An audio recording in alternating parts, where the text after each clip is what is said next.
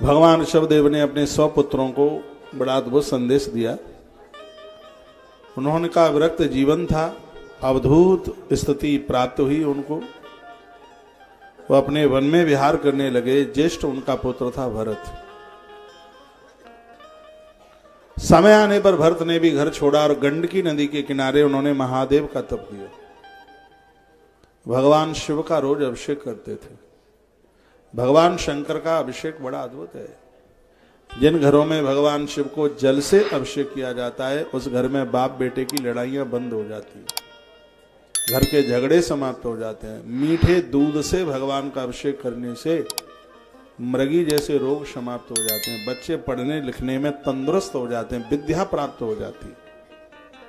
मीठे दुग्ध से भगवान का अभिषेक किया जाए। पूरी बातें 15 दिन की कथा है शिव महापुराण की, दिल्ली में मैं चर्चा करूंगा। तो वर्णन क्या है कि वो महा एक धातु महानद्याम कृता अभिषेक नईम का अभिषेको ब्रह्माक्षर विगुणानु मूर्त त्रि मदकांतो वेश। 3 बार दिन में अभिषेक करते हैं, सुबह दोपहर और शाम। अग्निहोत्री है वो।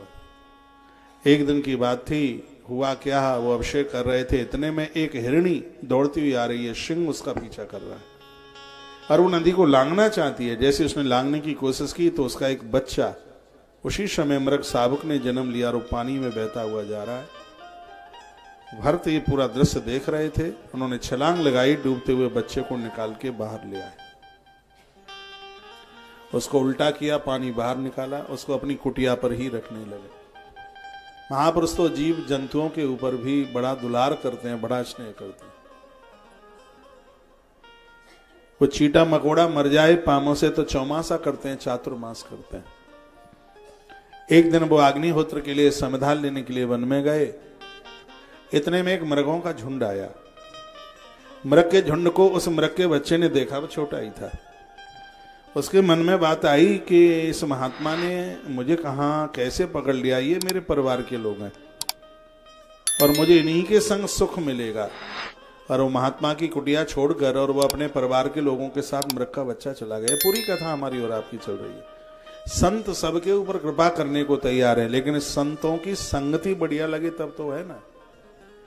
अपने परिवार में ही चाशनी चाटने को उसी को ही सब कुछ मधुर आनंद मान लेता है, उसी को सुख मान लेता है। सोचता है कि महापुरुषों के संग चलेंगे, भोर में जल्दी जागना पड़ेगा, हो सकता है घर जैसे पदार्थ खाने को ना मिले, और भी कोई सोच सकता है। हाँ, घर में बच्चों की नाक भी पहुंचने को मिलती है, वो तो यहाँ तो मिलेगी कहाँ, और भी तमाम बातें। साधु तो कृपा करता है, मिलती है साधुओं की संगत कभी कभी। 100 यज्ञ जब पूरे होते हैं तब महापुरुषों का सानिध्य मिलता है। आप अपने गुरुजनों के साथ जुड़े हैं तो समझ लो कि आपका बहुत बड़ा पुण्य है। ये बिनु हरि कृपा मिले ही नहीं संता।